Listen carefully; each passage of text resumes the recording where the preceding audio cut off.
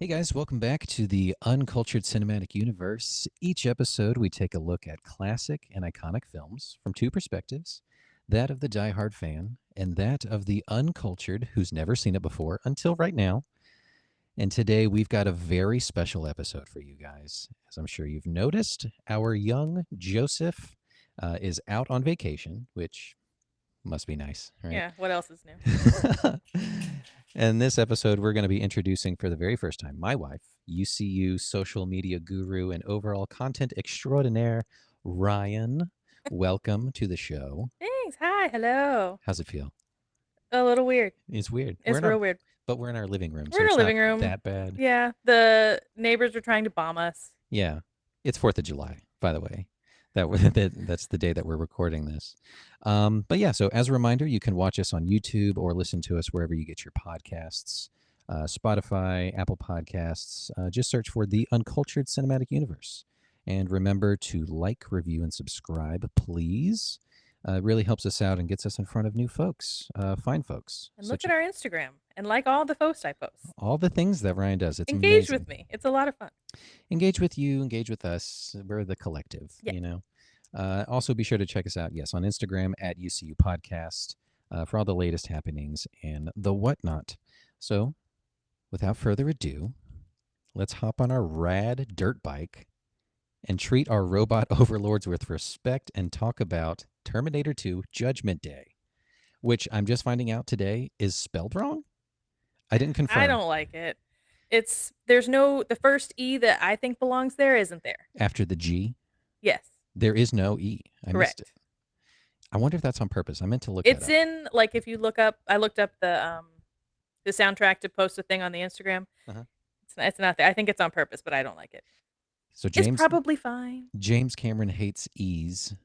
Well, like we talked about earlier, like maybe it's Maybe it's European. European color versus color, Yeah. you know, OUR versus OR. Cool. So, all right, we are, like we said, this is July 4th. It's a new month, July, and we wanted to jump into summer blockbusters, right? And first out the gate, we're doing Terminator. We came up with this idea, 2 days ago? Yeah. Well, when we found out Joe was on vacation. Yes, Joe We were said, like, Joe's on the moon for approximately 25 days, and we need to do something entertaining right now, in the because meantime. we can't just spin our wheels for 2 weeks while Joe's gallivanting in Barbados, Yeah. which is where he is. Yeah. He's legitimately in Barbados. We're not jealous or bitter or No, anything. It's we fine. we actually have he sent us a very special video. We're not going to watch it just yet. I'm going to keep teasing it out. But We haven't seen it. We have no idea. I may live to regret not pre-screening it, but I think it's going to be. I mean, How bad could it be? how bad could it be? It's just Joe. But we miss Joe, so we're trying something new. I think the last episode we talked about, it was our 20th episode, and we were like, "Fuck it, let's try new stuff. Let's buck the system." And we're really trying out this like in-person thing, where we're sharing the same space and kind of capturing the same vibe. Yeah, it means a lot of chords and rearranging a lot of stuff. But Yeah, it's cool. you can't tell, but between us there is a host of baby toys and chords and gates and madness and a dog. Yeah, a lot happening. So much stuff is happening. But all right, so back to summer blockbusters. We had previously, Joe and I had sorted out 2 other episodes that we were getting ready to do, and he throws us the curveball of being out of town for 2 weeks or whatever. And so we kind of scrambled 2 days ago. It was your idea, right? You said, let's try something, and trying to look at what truly makes a summer blockbuster, and that's big budget, big names, and big return at the box office. Really great, really fun stuff. And you had never seen Terminator 2. You had seen the first one. I've seen many of the Terminator. I feel like the Terminators are kind of like the Fasts and the Furiouses, where there's just lots of them and they can kind of go in order, but they don't have to go in order because it's a lot of blowing stuff up and there's a robot guy. Yeah, and it's a cool. giant loose universe. There's no heart. There's some rules, but they're all kind of just loosey goosey. And if it's really important, they'll tell you 16 times. Absolutely. Yeah. Right.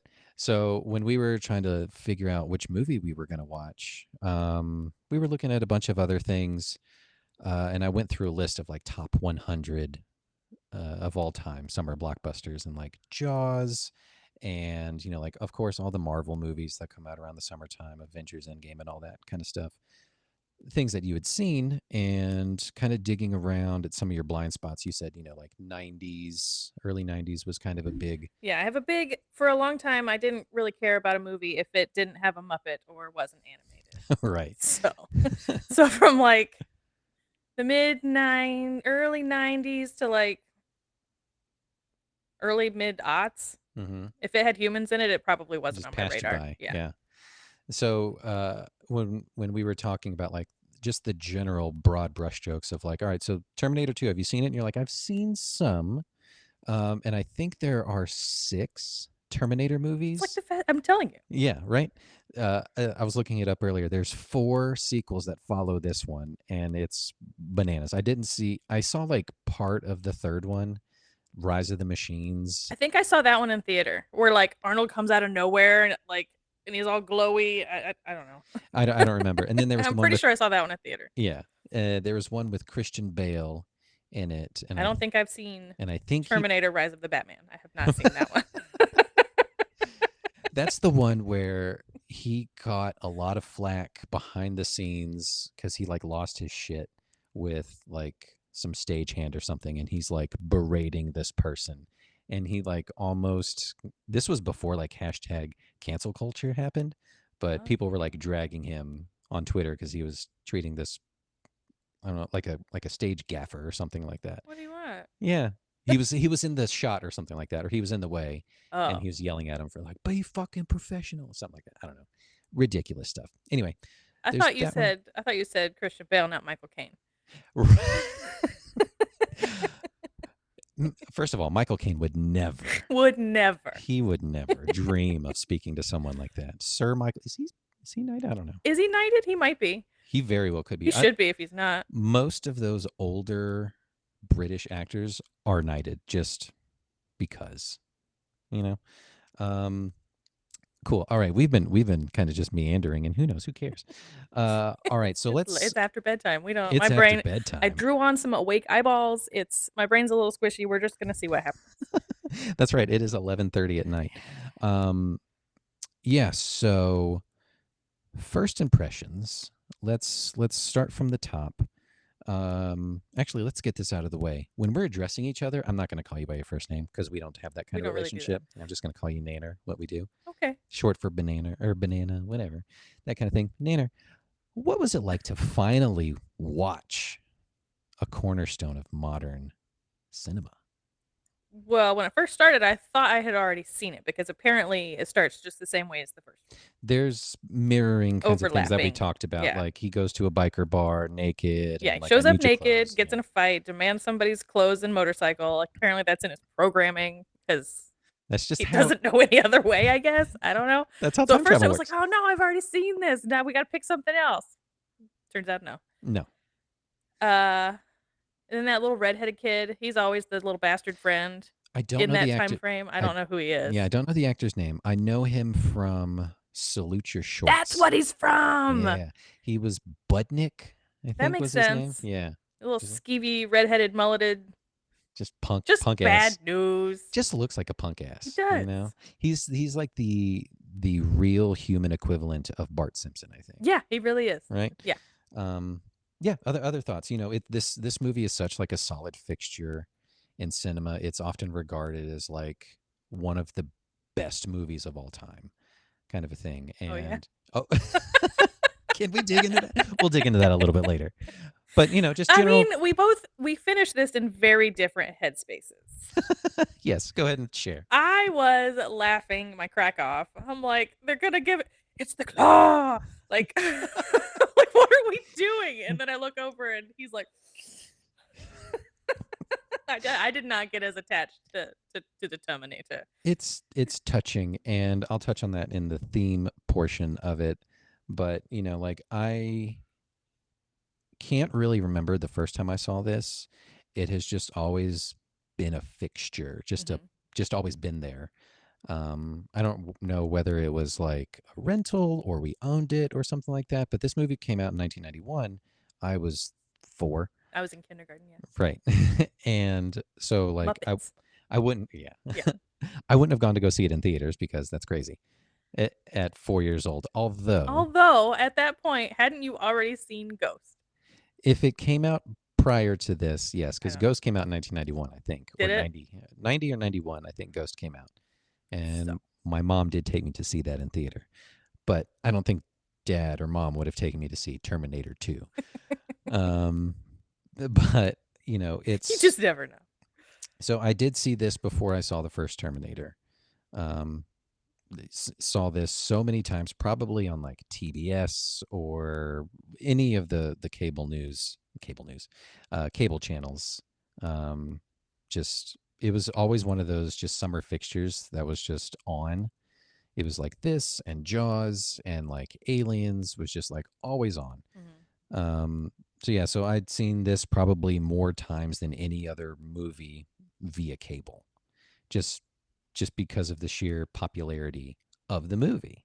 And it just fills me with nostalgia, which I'm sure feeds into my just gentle tear that falls at the end, because it's really touching. It's really nice, and we'll talk about it later. It is touching. He does like adopt him as a father, kind of a situation, and the kid Yeah, really loves him. And the mom like even points out at one point, she's like, "Oh, he's the father he's figure the father that figure." Like everybody I've picked up in the past however like long, sucks.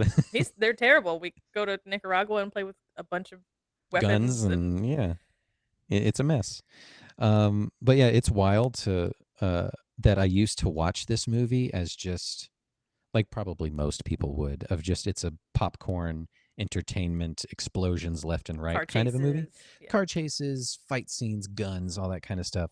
But now it's like rewatching it in 2023, it's more of a cautionary tale, and it's literally like just outside of the reach of possibility and reality, right? Yeah.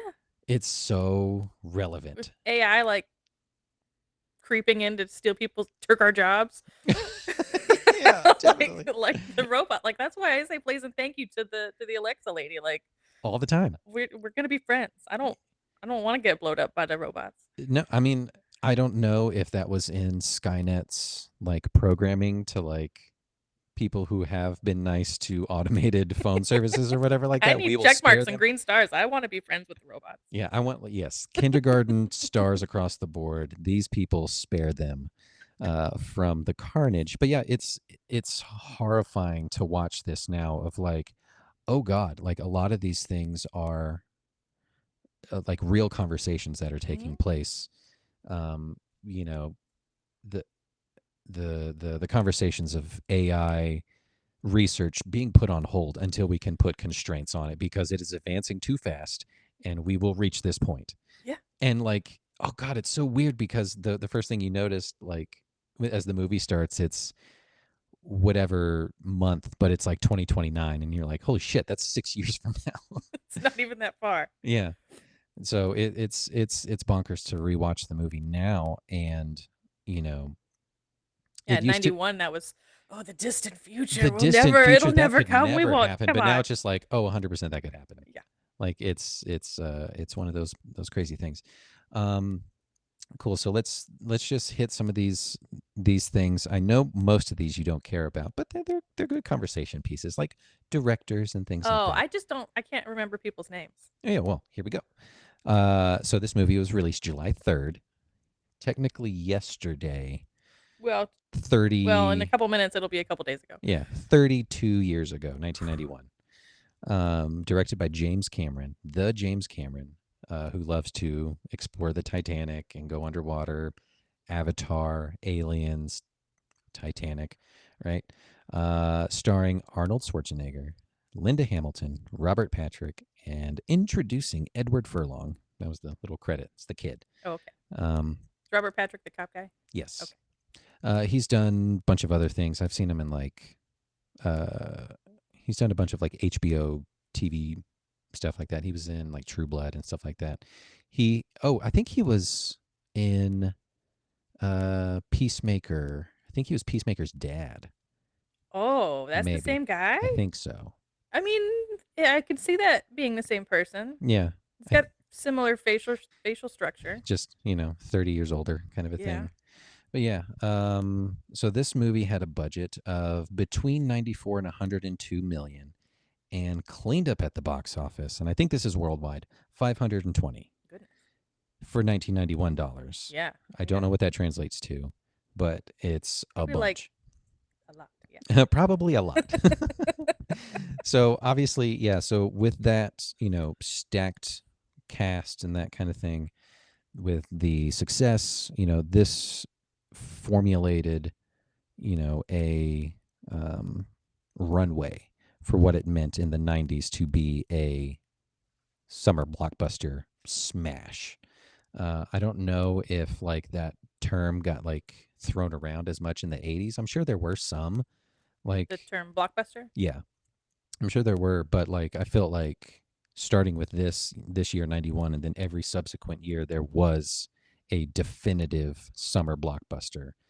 I can't remember what 1992 was, but like 93 was Jurassic It had to be Park. Jurassic Park. Yeah. Jurassic Park, and then like 96 was like Independence Day. So like those kinds of movies ramping up the budget, ramping up the stars, ramping up all kinds of insane SFX stuff.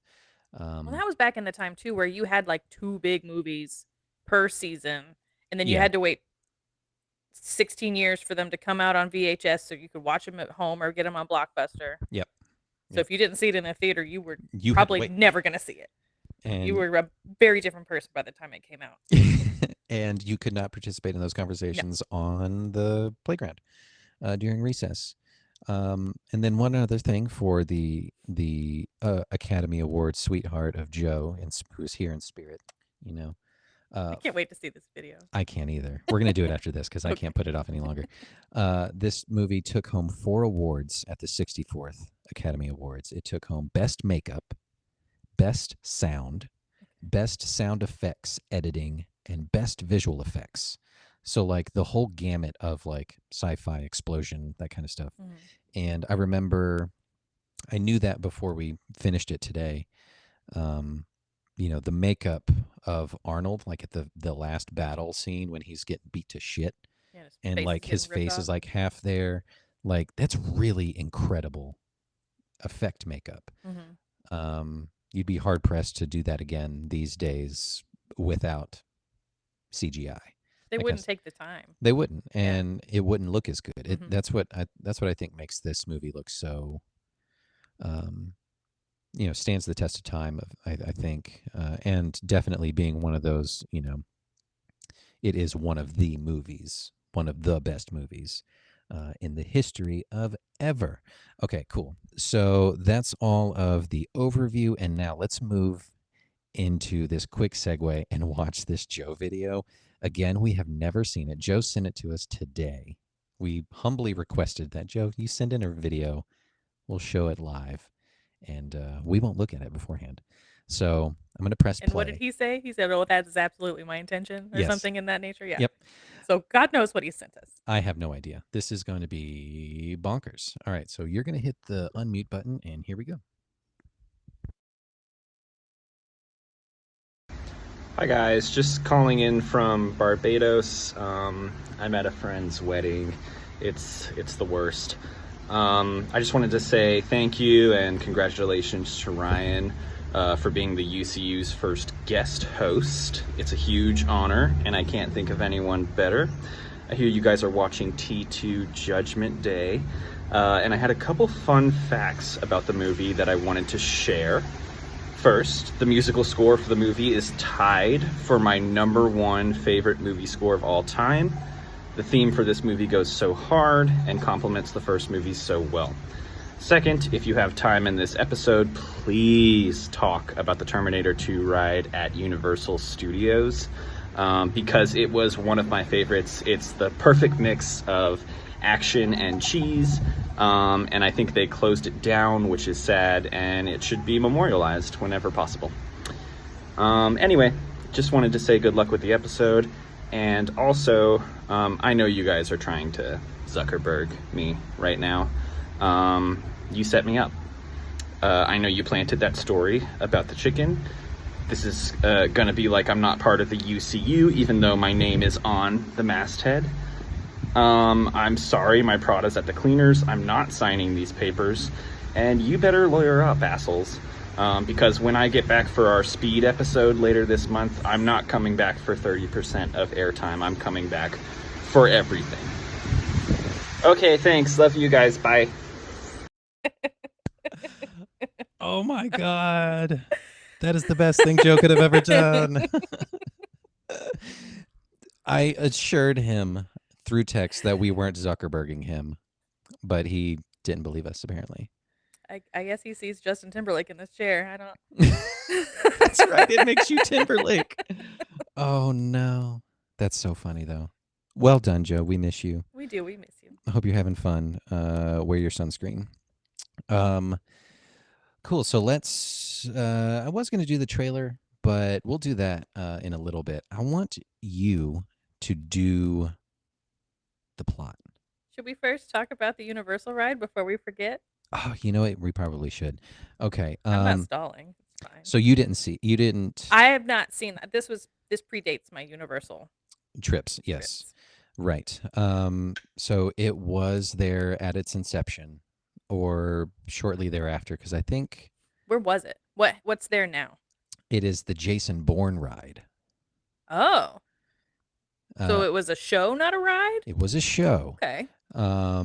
Very similar vibes to the Jason Bourne show or to Bourne Supremacy, whatever show it is. It was really cool. Whatever it is. Super cool. Not as innovative as that one. Mm-hmm. It same kind of thing where it's like a big stadium kind of seating kind of thing, big open thing, and there's like a giant screen that's intercut with real life actors coming on screen and like acting and then cutting away to like big movie style kind of stuff in the background. Yes, definitely over the top, camp, ridiculous. They would have team members, who would perform as the Terminator, and they always looked just like a little off, but they were real convincing and trying their hardest. Fake explosions, the 4D effect to the max. I don't remember what the storyline is, but probably not important. It's probably inconsequential, But yeah, it was a cool ride. I only saw it like once while it was there. It was either like under construction any other time that I went prior, or the lines were too long. But it was always a good one to go. To beat the heat or beat a crowd or something like that. But same kind of vibe as the Bourne ride. Mm-hmm. But pretty cool. But yeah, I think it is immortalized Joe somewhere. I think there's like a plaque or like a bust or something at the very entrance, at the entrance of the new ride. If you're not careful, all you'll be is a plaque or a bust at the entrance of the UC. Of the UC. Zing, burn, take that, Joe. Take that, Joe. Yeah, so that's the T2 ride. T on the T2 ride? Yes, 100%. There is the tea, spilling the tea. So my phone's tied up and the iPad has the baby on it. So I'm just going to use my watch to time you for a minute, if that's cool with you. We'll see what I can do here. I don't know if I need a minute, but maybe I do. We'll see how much I can ramble. This is your first time. Yes. I'm going to try not... I have notes, but I'm not going to read them because that is cheating, Joe. That is cheating. And I'm going to try not to get hung up anywhere. Like you said, it's a pretty in and out. But it's pretty straightforward. Yeah. So I guess start the clock and we'll see what happens. All right, here we go. And your time starts now. So we open up on a bunch of machines crushing a bunch of skulls in this like post-apocalyptic nightmare. I don't remember if it's I can't stumble over this. Anyway, the Terminator gets zapped in naked and then goes to a bar, steals a guy's clothes, gets on the road because he's looking for John Connor. Meanwhile, another Terminator gets zapped in naked and he becomes a cop guy. So there's 30 seconds. cop guy. Okay, there's cop guy and there's Arnold. and they go and find the kid who's off doing mischief. He's busting into ATMs and he's at an arcade and he's causing chaos and he's got a foster family. Um, uh, there's a lot of car chases. They go to get his mom out of the nut house where she's getting ripped. Um,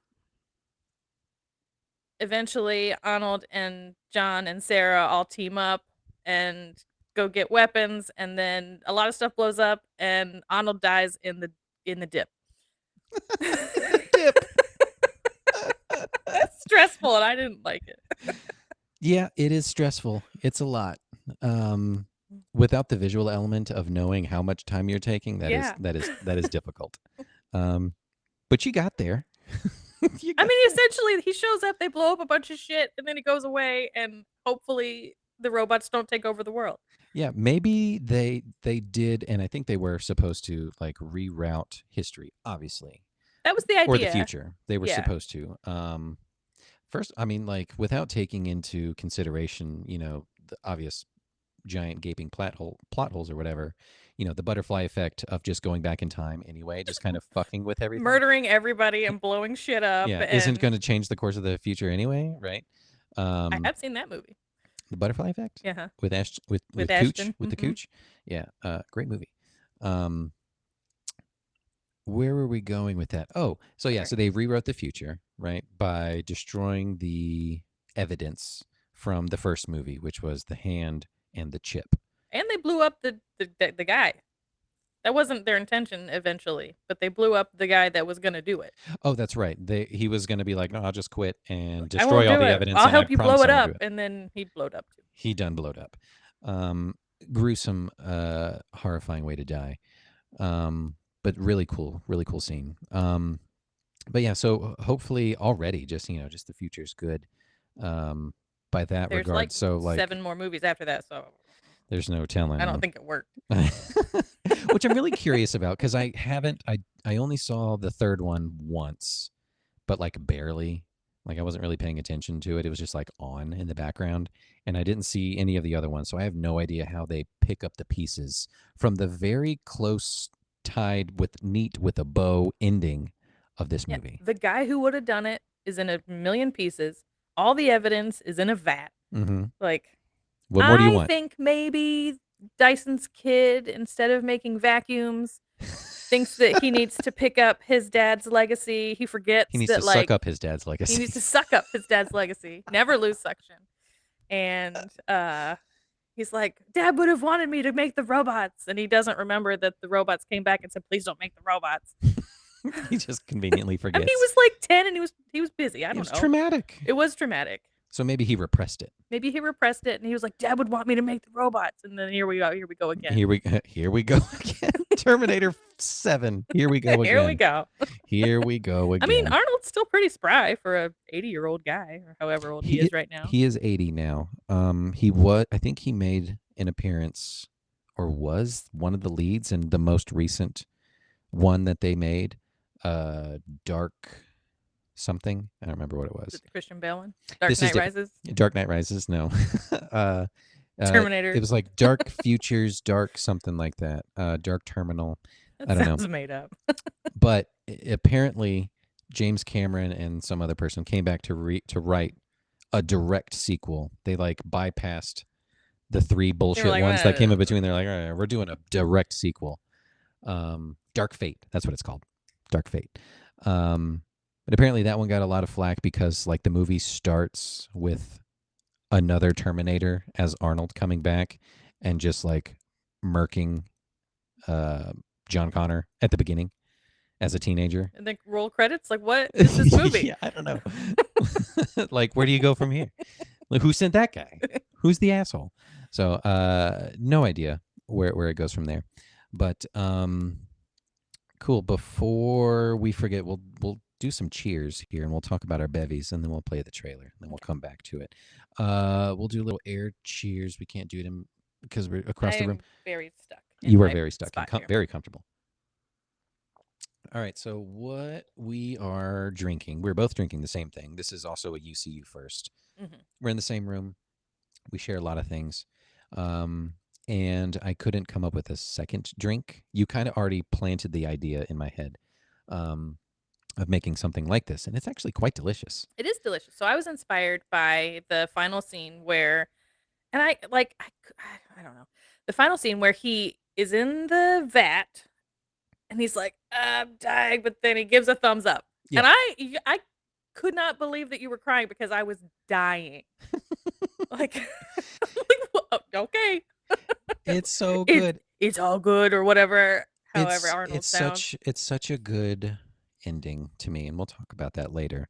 But yes, so that scene you were inspired by to make this beverage. You wanted Yes. something I wanted something red, red. and I thought Fireball would be a good starting point. Yes, Fireball whiskey. So you mentioned that before we put the baby to bed, and I was like, all right, I'm gonna make our cocktails, and I just threw in a whole bunch of shit. So this is 2 ounces of Fireball, an ounce of pineapple juice, and an ounce of cranberry juice, and half an ounce of grenadine to make it just like really, really red.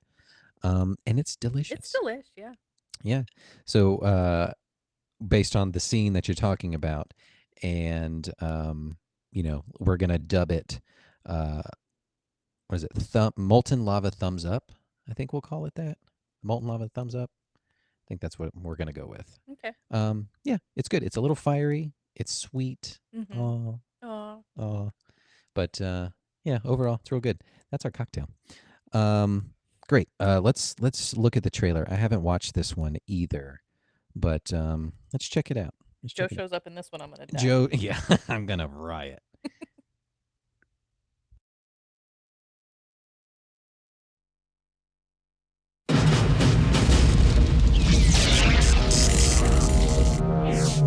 Same make. These were taken at the West Highland Police Station, 1984. You were there. Same model. These were taken today. You have to let me see my son. He's in great danger. New mission. Once, he was programmed to destroy the future. You don't know what it's like to try to kill one of these things. Now, his mission Get down. is to protect it. Come with me if you want to live. You're really real. His loyalty is to a child. Who sent you? You did. 35 years from now. And his enemy He's a Terminator like you, right? Not like me. is the deadliest machine ever built. Can it be destroyed? Unknown. This time, there are two. Terminator 2. You just can't go around killing people. Why? If you thought you had seen it all, look again. Stay down! Go! Now! We gotta stick together!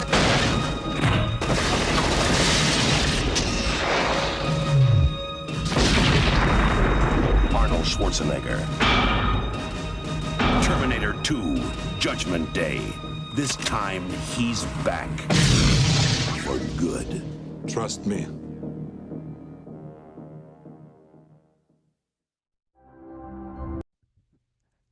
So I don't think that guy saw the movie.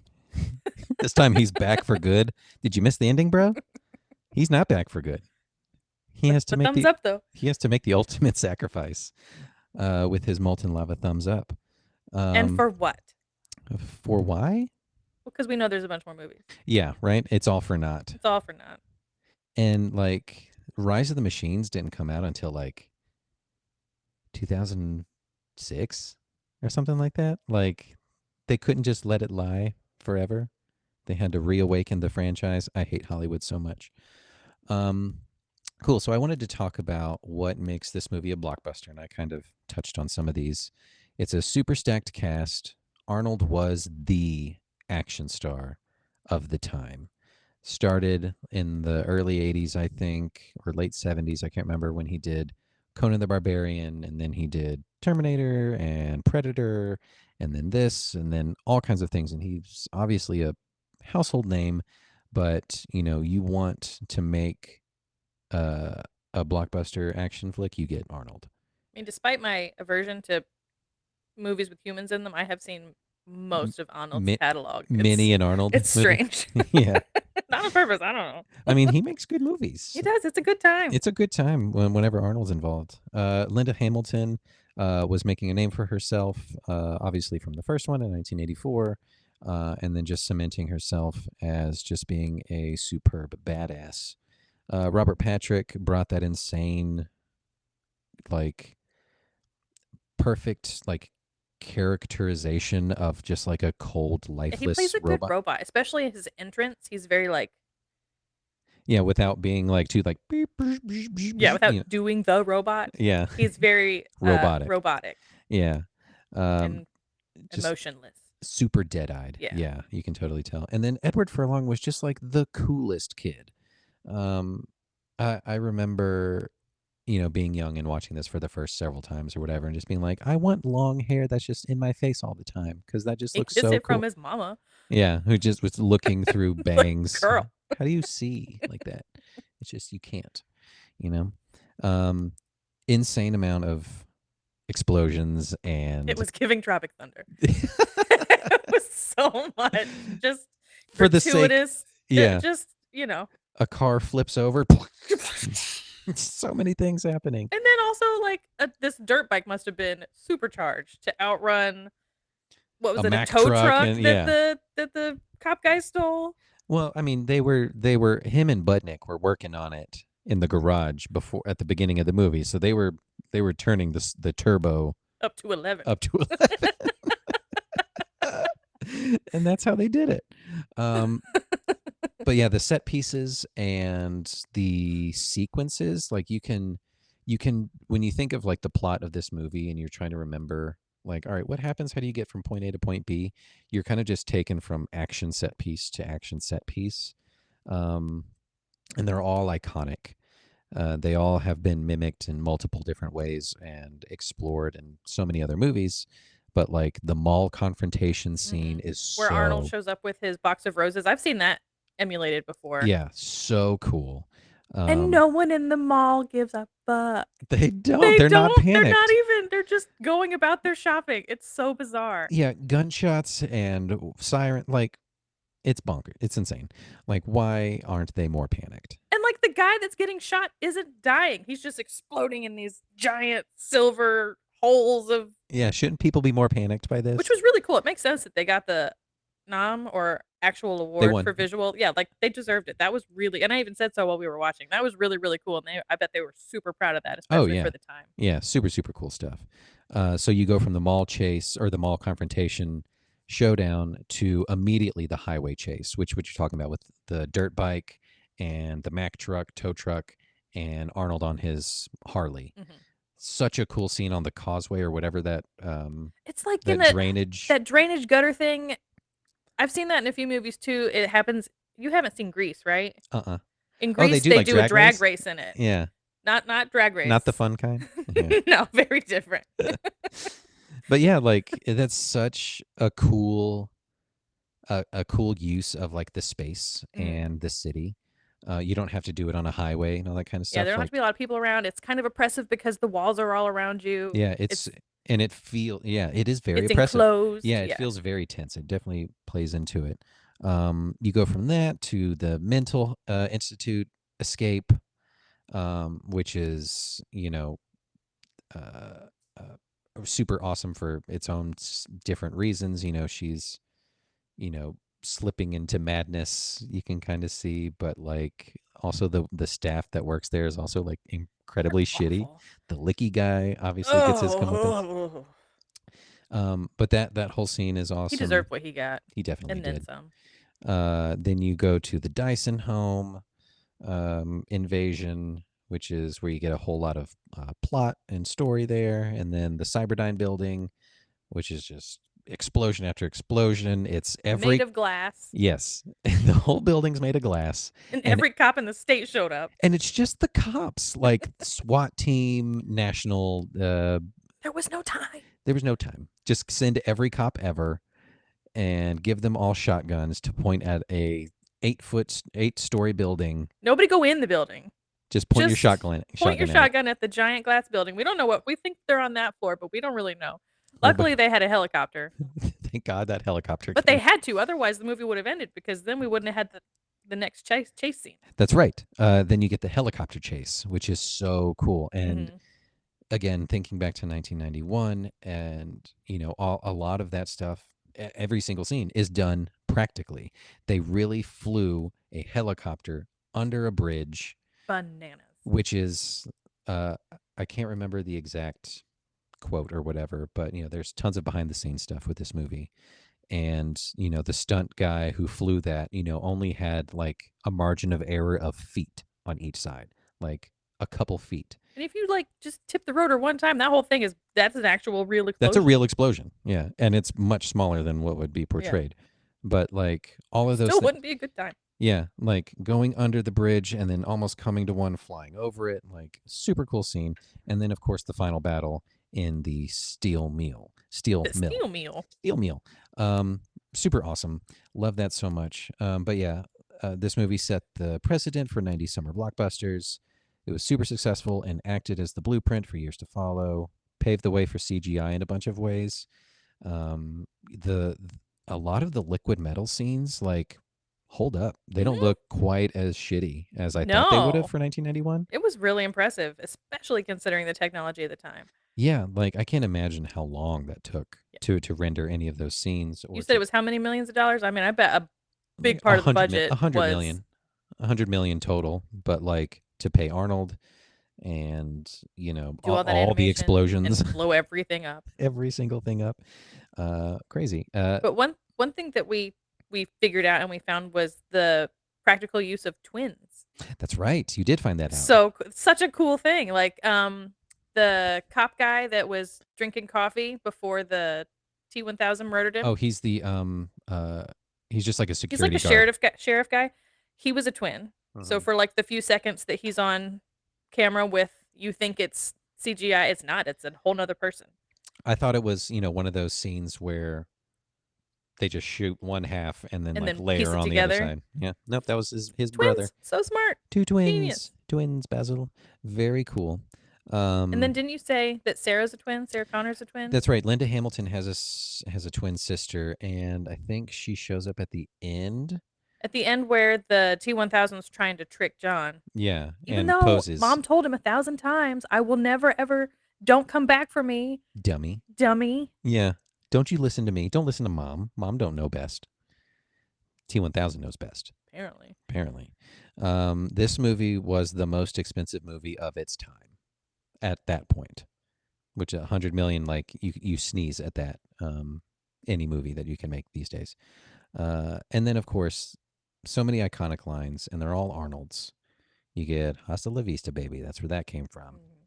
"I'll be back, and come with me if you want to live." So cool. And "Hasta la vista, baby," that comes from when the kid's trying to teach him how to human. Yeah, which is It's so innocuous. Stop being weird. Yeah, which is such an endearing scene. It is. It's really cute. Okay, so we're getting into themes, and we'll go ahead and talk about that. Why I cry at the end. If I had not been cackling the whole time over the nonsense things that were happening, maybe if I were more in it, but I was just laughing at the action was killing me. It was cracking me up the whole time. It is over the top in all the best ways possible. So the theme of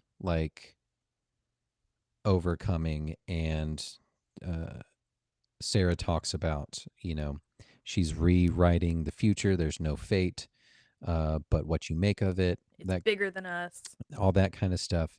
And then the thing she's talking about when she's carving that before she has her nightmare, which is super disturbing and that was horrifying. Yeah. So graphic. Right.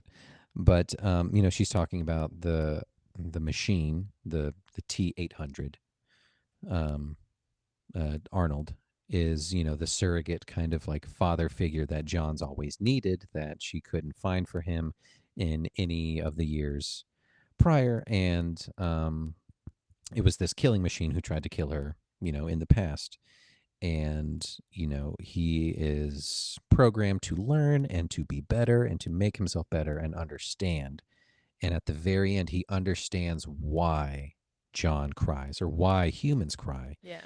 He's like, but it's something I can't do. I'm a robot. Meh. But the thumbs up is so like kitschy and silly, but like it was something that John taught him, and it was his final send off to him, and it's so cool. But yeah, so like the whole like father figure thing is something that I hadn't caught on to before, and I thought it was really powerful. But another theme that I loved is just doomsday was just it's a common trope that you explore in movies, but it's scarier now that that imagery is so just on the precipice of just we're seconds from midnight, that kind of thing, of that kind of shit happening. But it's not too far fetched, and it's incredibly plausible. Yeah. And I hate it. In 1991, when this came out, people were like, that'll never happen. What a great movie. And now we're like, dun dun dun. Yeah, it's like, can you please not? And then you have people digging up dinosaur bones and we're like, have you seen Jurassic Park? Like, Yeah, so many people just need to go watch a movie and just stop. Or just stop watching the movies and getting ideas. Maybe. Well, but if they watched the movies, they would see how badly it ends. But they're in the same mindset that everyone was in the 90s of like, that'll never happen. And it's all bad.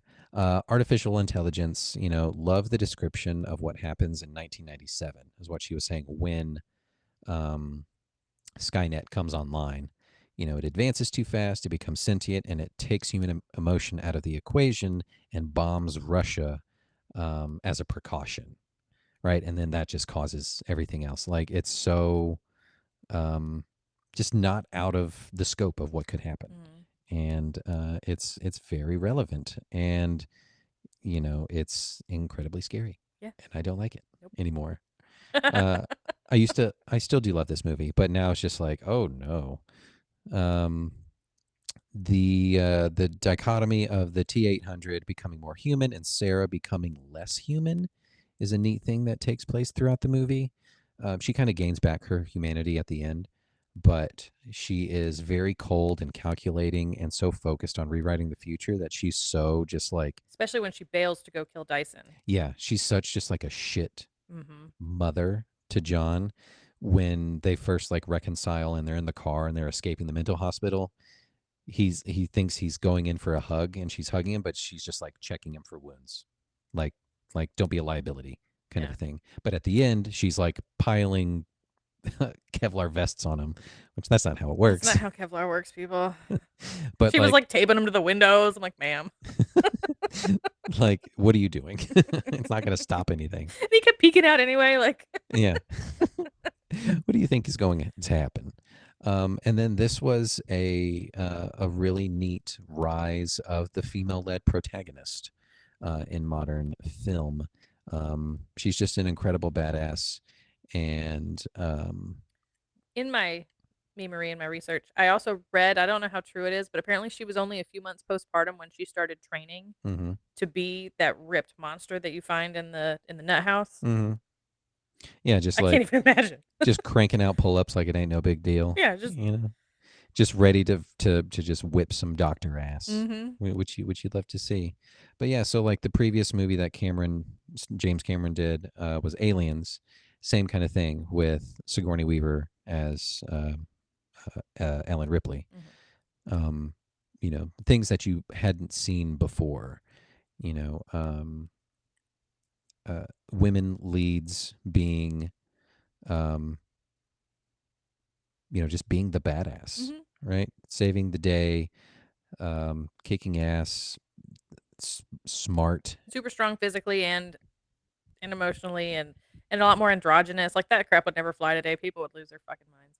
Yeah, I was reading up on some of that stuff of like, she's wearing, like a tank top, which is very reminiscent of like other male action stars. She's very Rambo in her scene where they go to get the weapons and then she bails. Yeah, right, and the all black and the tactical pants and that kind of stuff. But like her iconic look from this movie is the white tank top. Oh, when she's doing her pull-ups? Yeah. Chin-ups. Chin-ups. Yeah, chin-ups with the wrist facing in. Yeah.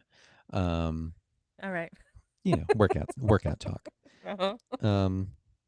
But yeah, like it was a riff, and it was on purpose to like, no, she is the lead. She's one of the leads in this movie, and she's not, a helpless damsel in distress. Like, she's a hardened, calculating killing machine. Even though she can't do it at the end. But yeah, it's this movie has really neat things that it touches on. It's definitely worth a rewatch if you hadn't watched it in the past several years. And like, my take on it now is it is a way scarier, more real Well, yeah, it adjacent full on movie. holds up. You don't notice the effects because they're so good. Yeah, this doesn't feel like that. That could come out today, except it never would because it's too close to reality. Yeah. This would feel just like, what are you It's too what are you much of trying a to say? documentary. Like, Yeah. Who whose idea was this? yeah. No, absolutely. It's it definitely stands the test of time for a multitude of reasons. It's just a lot of fun, and there's so many fun things that I'm discovering for the first time with this movie. Obviously being a father for the first time, like definitely picking up those vibes from this go round. But yeah, those are some of the things that I noted about. We're rounding out here, Nanner. Do you want to give some final thoughts before we wrap it up with some end games, some shenanigans? I don't know if I have any more thoughts. Would you watch this movie again? Oh yeah, I think I would watch it again. Yeah. I don't know if I just would be. The action was so over the top, and Arnold gets me every time. He cracks me up. He loves a one-liner, and plus, I'm like in my brain filling in different Arnold one-liners, like when T-1000 gets taken out with the um liquid nitrogen. Mm-hmm. He could have very easily given him the Mr. Freeze. Chill. Everybody chill. Like it, so I'm watching it through that lens. That's fair. And cracking up, dying laughing, and you're like in a very different I'm in a very different headspace. place. It is, like I said, it's a very nostalgic watch because I've seen this multiple times and grew up with it, that kind of thing. I'm too deep in the Arnold verse. That's my problem. Right. Yeah. Which I mean, which I have too, of course. Arnold gets some funny quips in here.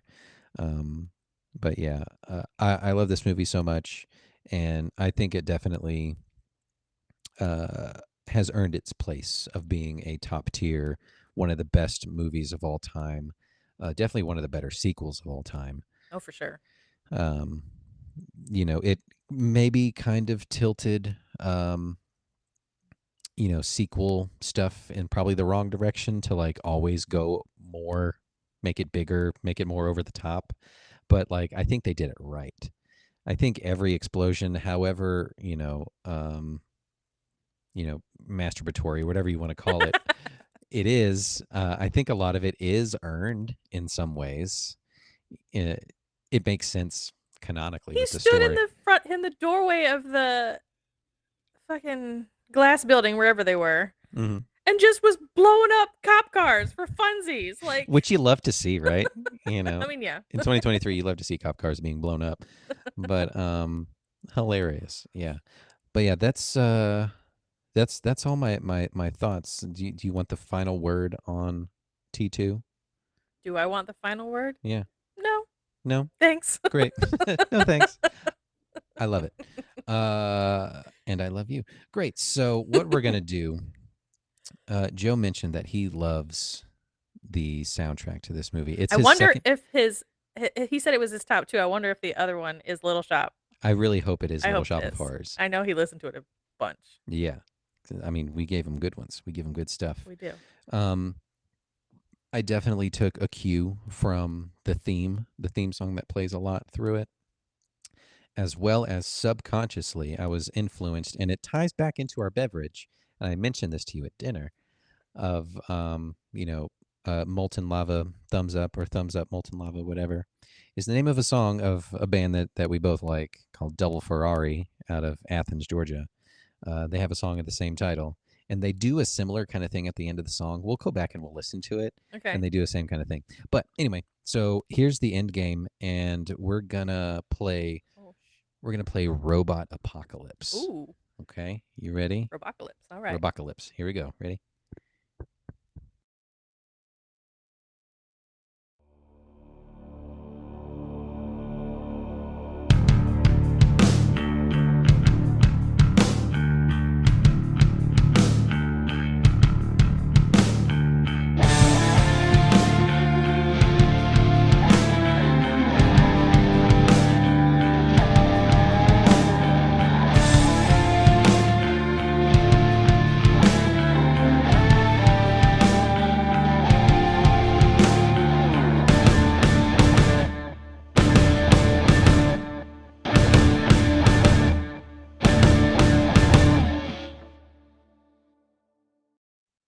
A lot of Robin Williams robots. Yeah. He loves a robot.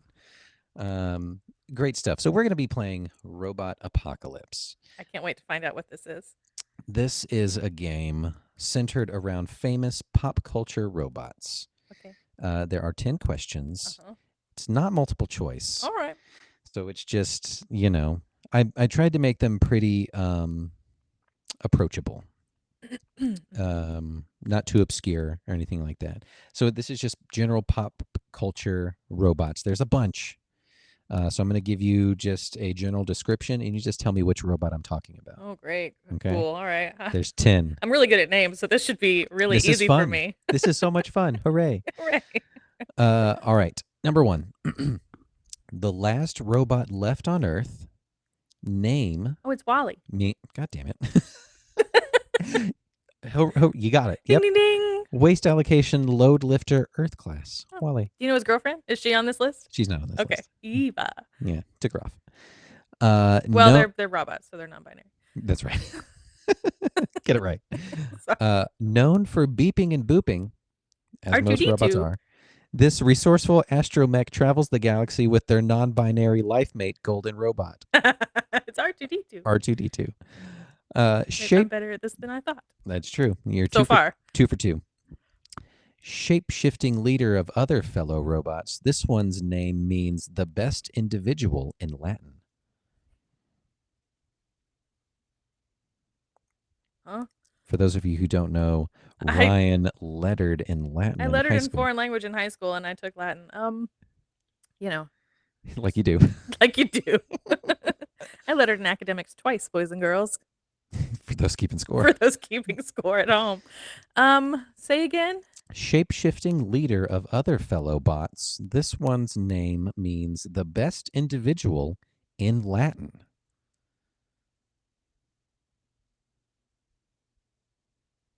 I have no idea. So if you were going to say, like something is the best, Like Magna other or things. Laude. I don't know. If something is the best, would you say it's optimal? Was it Optimus Prime? Optimus Oh, Prime. it's fucking stupid Transformers. Transformers, yeah. All right, you missed one. You got me. All right. Before assuming a physical shape named Vision, this AI went by this name. Jarvis? Jarvis. There you go. Redeeming. It's just movies I've seen. I can't get with the Transformers. I can't either. Hard drinking, cigar smoking, foul mouthed, animated, beloved robot. Bender. I can't remember Bender's full name. It's like Hernandez or something like that. It's Bender Hernandez. Famously irritating and hilariously always complaining, this golden bot is friends with Robot from question number 2. C-3PO. C-3PO. Well done. Inflatable healthcare robot superhero friend. Baymax. Baymax. There we go. You've only missed one so far. Cartoons, man. Adorned in crayon decorated cardboard, Cartman assumes this robot persona in order to blackmail Butters. I've seen that episode. It's like the something 3000. He's like the friend bot or something. Yeah, it's close. It's well, not even close. It's Osimo. Oh, He is. and he winds up Osimo. having to go to like Butter's grandma's house. It's really funny. Oh yeah, and then I read the whole description of this episode, and it's. Oh, have you never seen it? I know I have. Yeah, it's hilarious. I forgot that all of that happened. Like He's like, oh man. Hollywood like kidnaps him and like exploits him to write movies. and all of them He have was Rob just trying to Schneider, fuck or no, with have poor Butters. Adam Sandler. Okay, and then another one, Adam Sandler. It's great. I mean, that's kind of what happened in real life. It's true. All right, number 9. One of the oldest bots in a fictional LARP park. This bot starts out simple and sweet, then later questions the nature of their reality, and all hell breaks Oh, loose. I don't know her name, but she's the blonde lady from the Western Robot Park. Uh-huh. um, She's got an old-fashioned name. I can't remember her name, but I can see her face. And Uh, like D- in the Dolores. beginning of her Dolores, in the beginning of her simulation, she like drops an onion or an apple or something Uh-huh. every time. I know who you're talking about. I'm just Oh, I bad know. at names. Oh, I know. What Westworld Westworld. Robot Simulation Park. Yeah, there you go. It's a LARP park, yeah. Yeah. Last When question. I think LARP, I think like fairies and Right, leap not- lorped in the floopty doos. Yeah, not like gunslinging robot cowboys. Last question. The arch nemesis of the fastest blue hedgehog you've ever seen. Dr. Robotnik. Here it is. So you missed. I got an 80. You got an 80. Well, I missed 2, right? you missed 3. I missed 3. What was the third one? South Park. You Oh, missed I that couldn't one. think of You his missed name. All Awesome right, Row. okay. But I knew what you. I'm just bad at names. I know. It's partial credit. I got 90% if I could remember names of things. You did well, though. Yeah. You did really go. That was fun. That was Robot Apocalypse. Robocalypse. Robocalypse. That's what I should have called it. We'll put it on the gram. Put it on the gram. Oh, yeah. You'll have a fun time with that on the stories, just doing all the screen grabs and stuff. Great. Nana, we just did Terminator I did a 2, podcast. and you did a podcast. Very first UCU guest host. Thoughts of... Wasn't the plan. This was not the plan. This was a very last minute plan 2 days ago. But how's it feel being on the podcast finally? I will have a lot less to say when we listen back. Maybe not. I don't know. Oh, I should have said this. Oh, I should have said that. Yeah. Yeah. Oh, you probably won't want to listen back. You'll probably... I will listen. Okay, It'll great. be fine. It'll be fine. You did great. I won't watch, no, but I will listen. Oh, yeah, that's fine. Everyone else will watch instead. So that brings the end of the episode. Don't forget to like, review, and subscribe. Check us out on Instagram at UCU Podcast for any new fun. It's a good time. It's a great time. It's well worth your while. And Joe returns, makes his triumphant return, sunburn and all, next week, I think. He probably won't be sunburned. He's got pretty brown skin like you have. It's true, he does. His Italian? Jonathan will be quite sunburned, I would have to imagine. He is quite pale, yes. So that'll be hilarious. But yeah, we're going to do this again next week sometime, and that's when we're going to be talking about Speed. It's going to be so much fun, and then we'll let Joe tease out his episode that we'll do at the end of the month. It is a left turn. It is a hard left turn, but it is... It's going to be fun too, though. It is a blockbuster. It meets the criteria. It meets the criteria. I don't know how many gratuitous explosions there will be, but it is a blockbuster. Period. It happens. Great. So that, everybody, has been the Uncultured Cinematic Universe from the House of Nanner. The Nanner Manor. The Nanner Manor is where we live. Thanks for stopping by. Check us out later, and we'll catch everyone on the flippy flip.